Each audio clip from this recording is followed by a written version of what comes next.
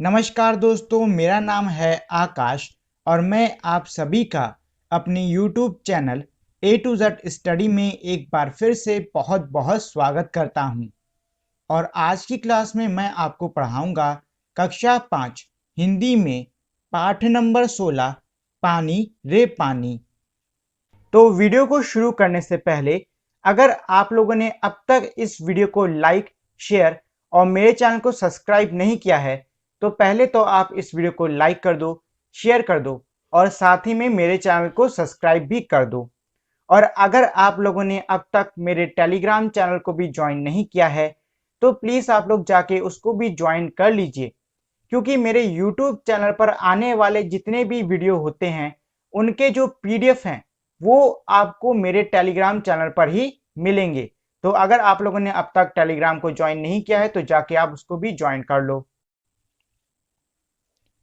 कहाँ से आता है हमारा पानी और फिर कहाँ चला जाता है हमारा पानी। मतलब ये कह रहे हैं कि जो हम पानी पीते हैं, जिससे हम अपने कपड़े धोते हैं, जिससे हम कई सारी चीज़ों में इस्तेमाल करते हैं, ये जो पानी है ये भला कहाँ से आता है और फिर कहाँ चला जाता है।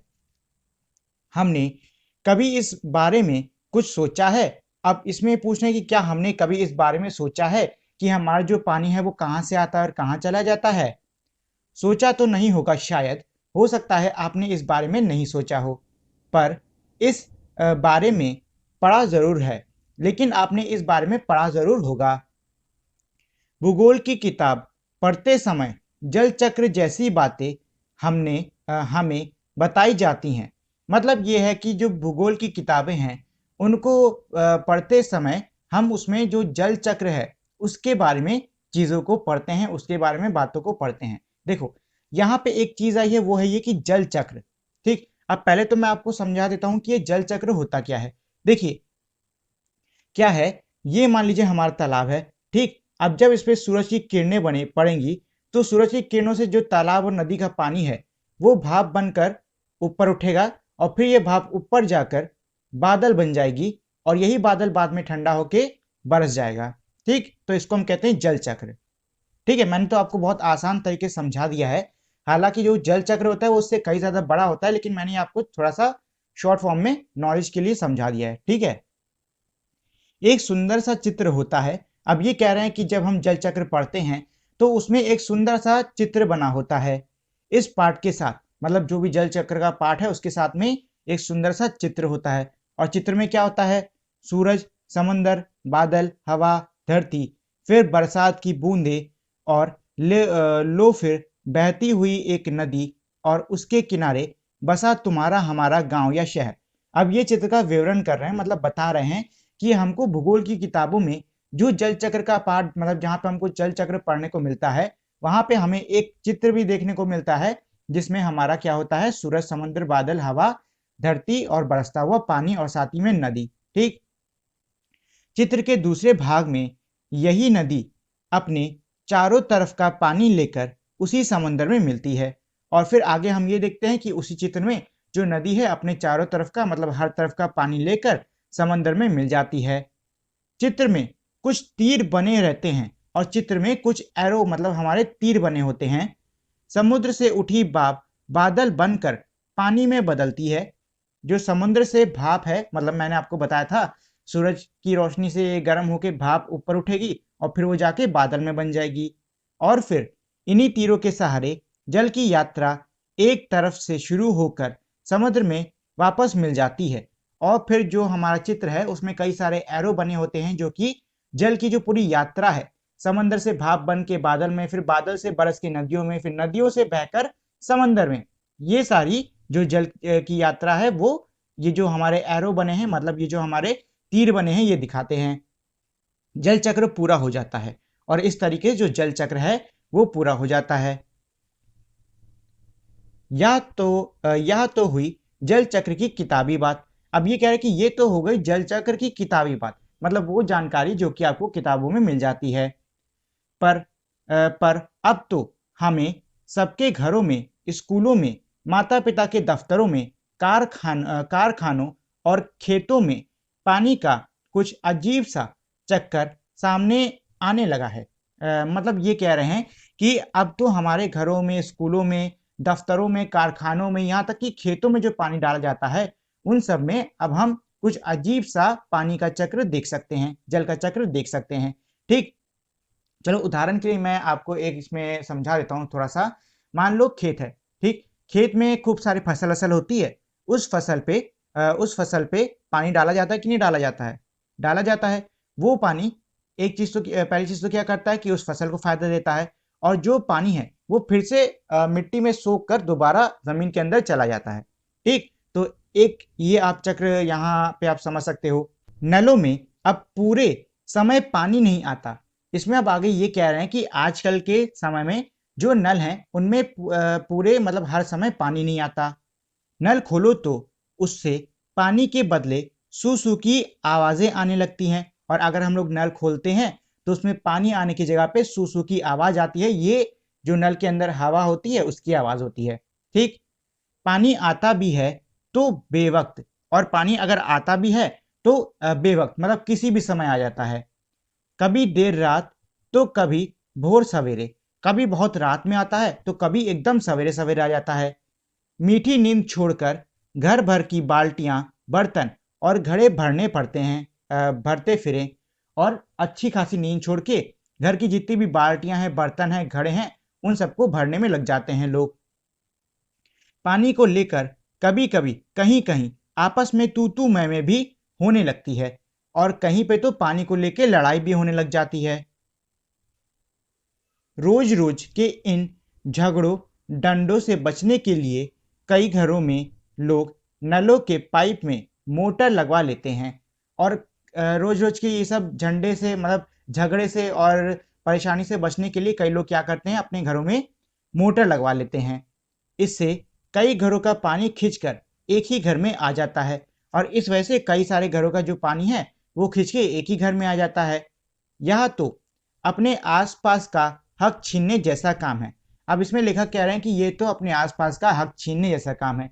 हक छीनने जैसा क्यों? देखो, पानी पे सभी का बराबर बराबर अधिकार होता है, ठीक, और अगर एक घर के अंदर मोटर लगा के वो व्यक्ति आसपास का सारा पानी अपने घर में खींच ले रहा है, तो सीधी सी बात है, आप बाकियों का भी जो पानी पे अधिकार है वो आप छीन रहे हो।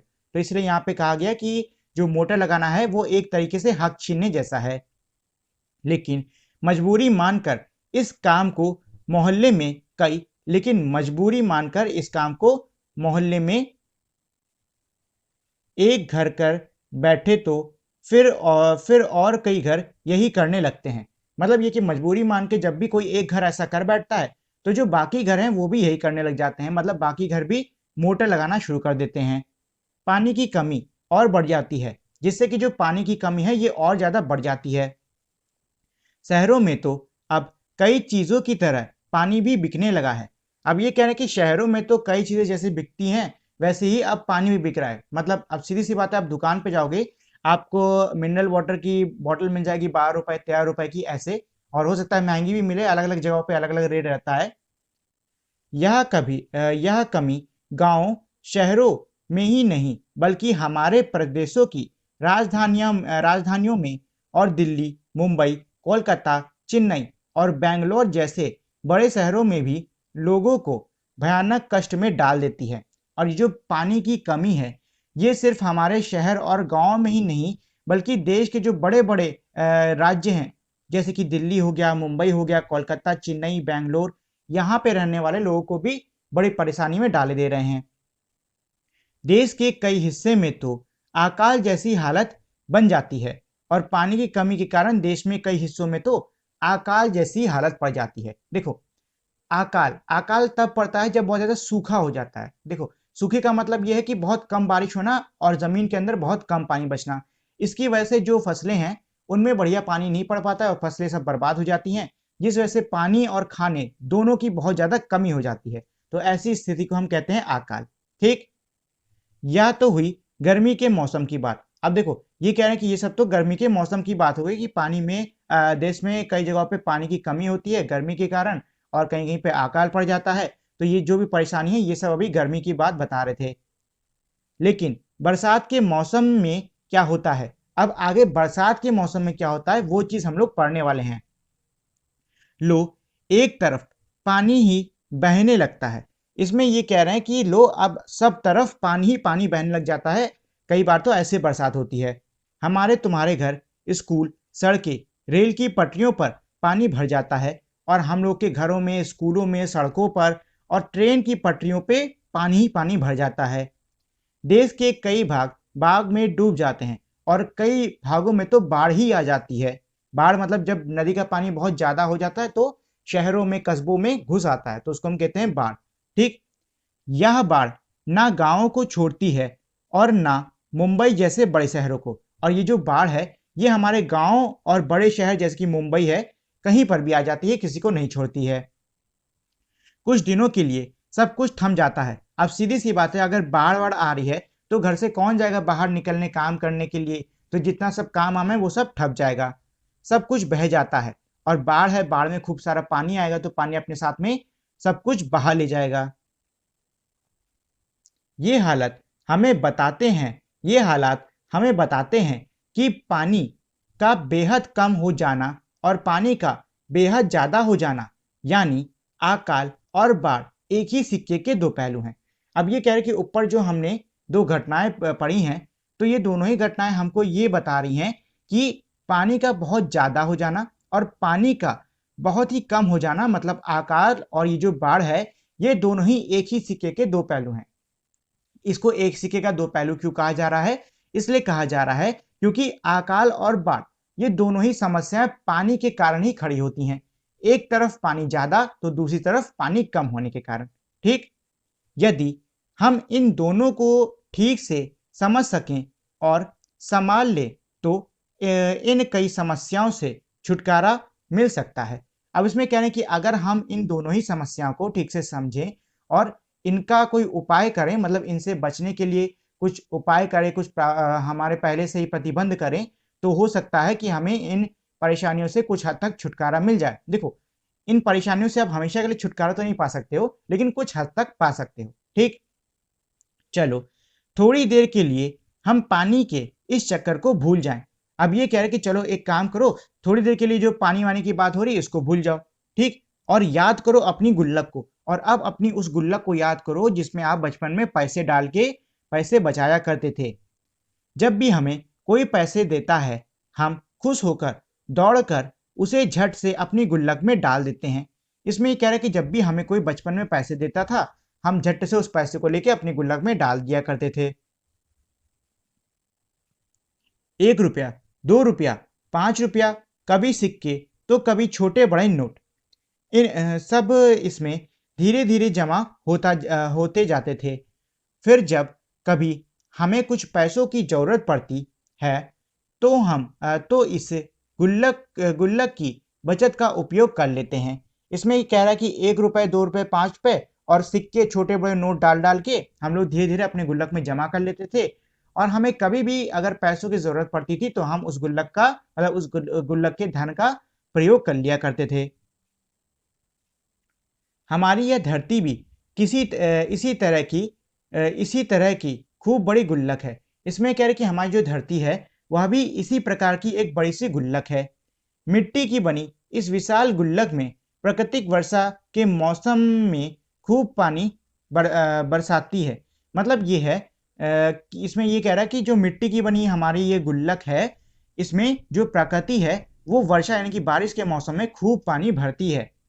तब रुपयों से भी कई गुना कीमती इस वर्षा को हमें इस बड़ी गुल्लक में जमा कर लेना चाहिए।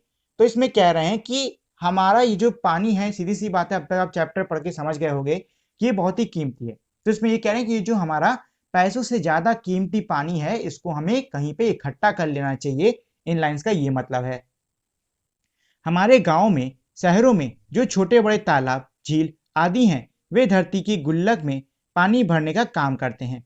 और इसमें कह रहा है कि हमारे गांव में, शहरों में जो छोटे बड़े हमारे जो तालाब हैं, झील हैं और ऐसी जगह हैं जहाँ पे पानी सूखता है, जैसे कोई जंगल वंगल हो गए, ये सब हमारी धरती में क्या काम करते हैं? पानी को जमा करने का। ठीक, इन्हीं के सहारे पानी आता है।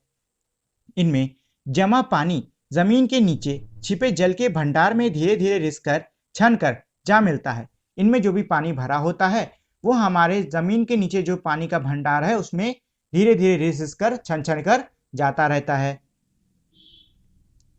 इससे हमारा भूजल भंडार समुद्र हो जाता है। इसका मतलब ये है कि इससे जो हमारे जमीन का पानी का भंडार है वो क्या हो जाता है, वो बहुत ही समृद्ध मतलब और भी ज्यादा बढ़ जाता है। पानी का या खजाना हमें दिखता नहीं है। पानी का ये जो बहुत ही अमूल्य खजाना है ये हम देख तो नहीं पाते, लेकिन इसी खजाने से हम बरसात का मौसम बीत जाने के बाद पूरे साल भर तक अपने उपयोग के लिए घर में, खेतों में, पाठशाला में पानी निकाल सकते हैं।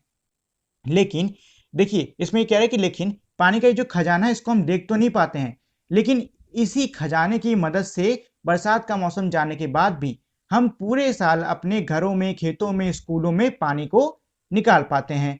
लेकिन एक दौर ऐसा भी आया जब हम लोग इस छिपे खजाने का महत्व भूल गए और जमीन के लालच में हमने अपने तालाबों को कचरे से पाट कर भर कर समतल बना दिया। देखते ही देखते इन पर तो कहीं मकान, कहीं बाजार, स्टेडियम और सिनेमा आदि खड़े हो गए। इसमें ये कह रहे हैं लेकिन अब एक ऐसा दौर आ चुका है कि जो लोग हैं वो इस छिपे खजाने का महत्व भूल चुके हैं और कई जगहों पे लोगों ने जमीन के लालच में जो तालाब हैं, जो झील हैं, उनको पाट कर एकदम सपाट बना दिया है, मतलब बराबर कर दिया है। और उस पे अब कहीं पे तो घर बन गए, कहीं पर तो बाजार बन गए, कहीं पे स्टेडियम, तो कहीं पे सिनेमा जैसी बड़ी बड़ी इमारतें खड़ी कर दी। देखो जब भी बारिश होती है, ठीक, तो बारिश का जो पानी है वो उसी जगह से रिसेगा जहां पे जमीन मिट्टी इट्टी की है। लेकिन अगर आप जमीन को पक्की कर दोगे, उसको सीमेंट टीमेंट से बना दोगे, तो जो पानी है वो जमीन के अंदर रिस के नहीं जा पाएगा, जिससे कि हमारे जो जमीन के अंदर का पानी है वो नहीं बढ़ पाएगा। ठीक है, इसीलिए हमको काफी जमीन छोड़नी रहती है ताकि जो बारिश का पानी है वो हमारी जमीन के अंदर इकट्ठा होता रहे। इस बड़ी गलती की सजा अब हम सबको मिल रही है। अब इसमें ये कह रहे हैं कि इस बड़ी गलती की सजा हम सबको मिल रही है। गर्मी के दिनों में हमारे नल सूख जाते हैं और बरसात के दिनों में हमारी बस्तियां डूबने लगती हैं। इसीलिए इसमें ये कह रहे हैं कि अब इन गलतियों की सजा हम लोग को मिलनी शुरू हो गई है। गर्मियों की मौसम में हमारा जो नल है वो सूख जाता है, उसमें पानी तक नहीं आता, एक बूंद तक नहीं आती है। और बरसात के मौसम में जो बस्तियां हैं, जो नीचे इलाकों में जो घर लोग रहते हैं, जहाँ पे घर वर हैं, वो सब डूब जाते हैं।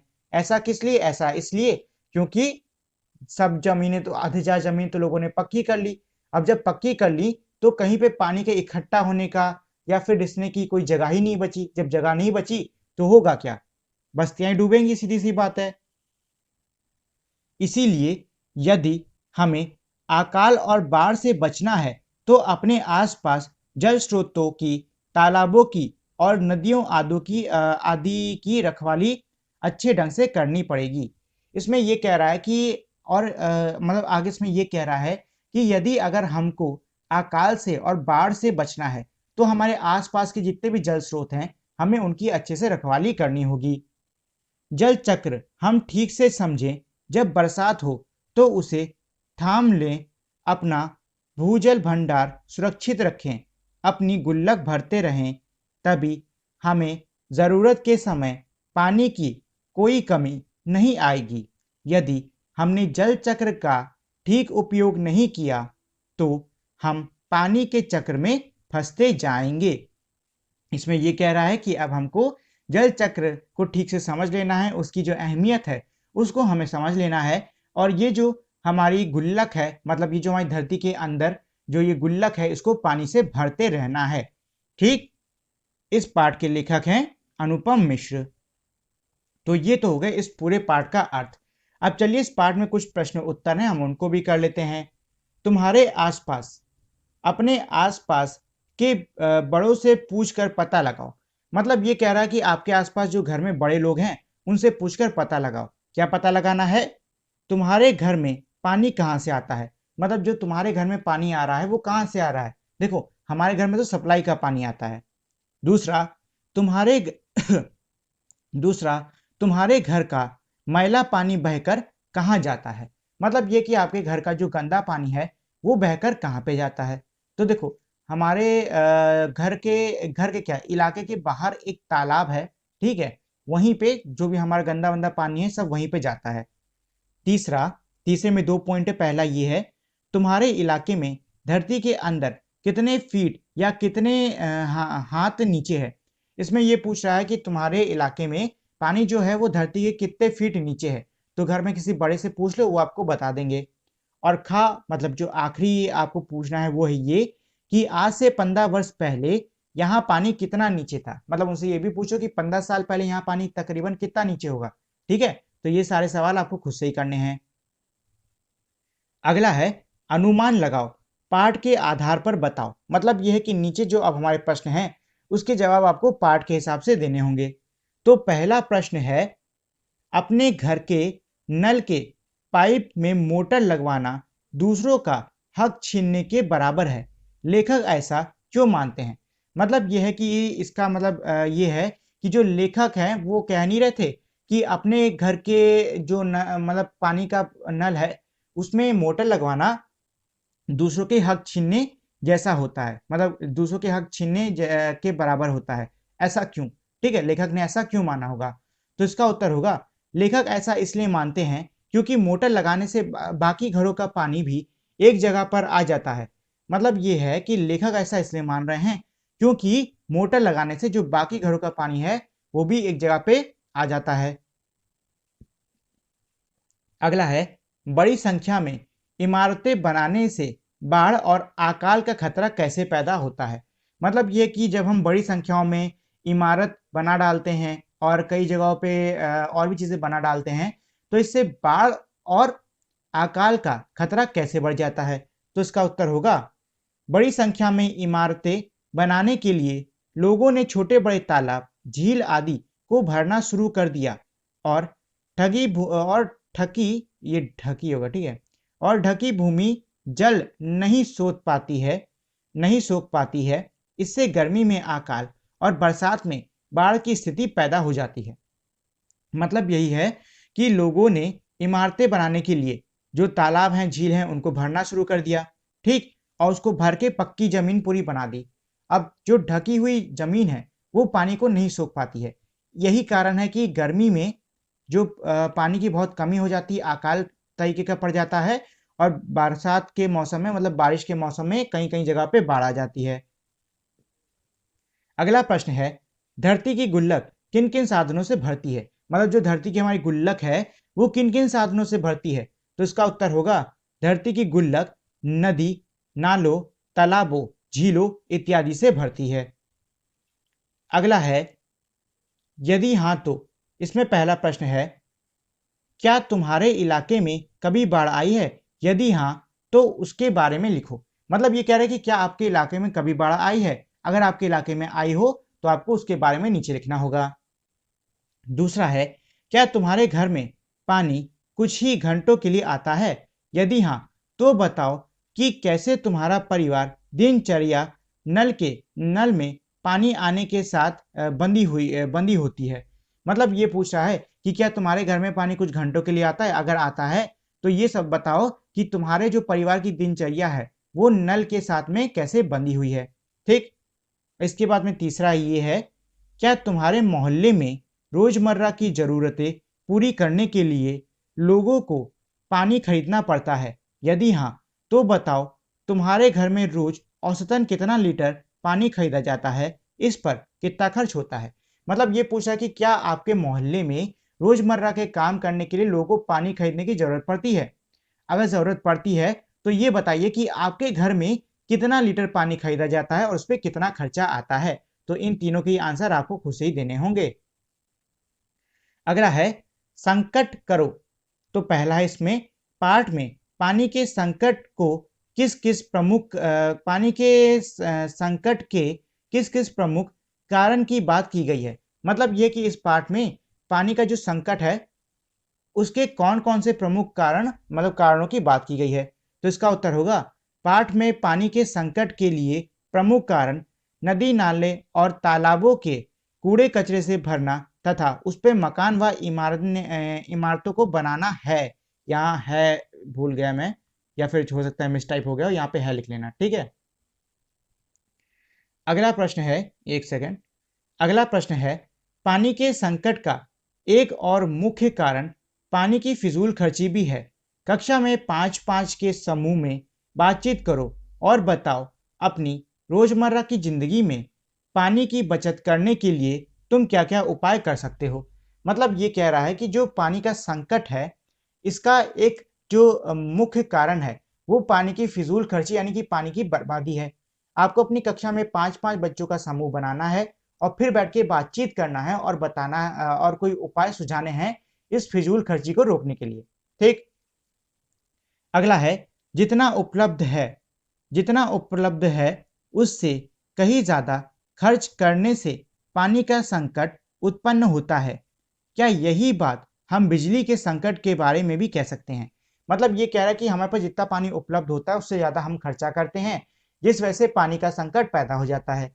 अब इसमें कह रहे हैं कि क्या बिजली के लिए भी यही बात कही जा सकती है, तो इसका उत्तर होगा हाँ, बिजली के लिए भी यही बात कही जा सकती है। क्योंकि देखो, जो बिजली है वो भी ज्यादातर किससे बनती है, पानी से ही बनती है, कोयले से बनती है कि नहीं बनती है। अब अगर आप पानी इतना ज्यादा बर्बाद करोगे तो बिजली बनाने के लिए पानी बचेगा, नहीं बचेगा ना। इसीलिए बिजली भी सही प्रकार से इस्तेमाल करो। अगला है, पानी का चक्कर भाषा का चक्कर, ठीक है। पानी का चक्कर भाषा का चक्कर। इसका पहला प्रश्न है, पानी की समस्या या बचत से संबंधित पोस्टर और नारे तैयार करो। यह काम तुम 4-4 के समूह में कर सकते हो। मतलब ये कह रहे हैं कि जो पानी की समस्या है और जो पानी का बचत है, पानी की बचत है, उससे संबंधित आपको पोस्टर और नारे तैयार करने हैं और ये सब तैयार करने के लिए आप 4-4 बच्चों का समूह बना सकते हो। दूसरा है, पानी की बर्बादी सबकी बर्बादी। इस नारे में बर्बादी शब्द का एक अर्थ है या दो अर्थ हैं। सोचो, इसमें ये कह रहे हैं कि एक नारा है पानी की बर्बादी सबकी बर्बादी। अब इस नारे में जो ये बर्बादी शब्द का इस्तेमाल हुआ है, इसमें ये कह रहे हैं कि क्या इस बर्बादी शब्द का एक ही अर्थ है या एक से ज्यादा अर्थ है। सोचो, ठीक। और इसमें अगला है, पानी हमारी जिंदगी में महत्वपूर्ण तो है ही, मुहावरों की दुनिया में भी उसकी खास जगह है। पानी से संबंधित कुछ मुहावरे इकट्ठा करो और उनका उचित संदर्भ में प्रयोग करो। इसमें यह कह रहा है कि आपको यहाँ पे पानी से जुड़े हुए कुछ मुहावरे, मतलब ऐसे मुहावरे जिनमें पानी शब्द का इस्तेमाल किया गया है, उनका प्रयोग करना है, ठीक। और उनको आपको एक तरीके से वाक्य में भी बना के दिखाना होगा, ठीक है। तो ये आपको इस वाले क्वेश्चन में करना होगा। तो आज के लिए इतना ही। और अगर आप लोगों ने अब तक मेरी इस वीडियो को लाइक, शेयर और मेरे चैनल को सब्सक्राइब नहीं किया है तो इस वीडियो को लाइक कर दें, शेयर कर दें और साथ ही मेरे चैनल को सब्सक्राइब कर दें। तो इसी के साथ में हमारी आज की वीडियो यहीं पे खत्म होती है। मिलते हैं हम लोग अपनी अगली वीडियो में, तब तक के लिए नमस्कार।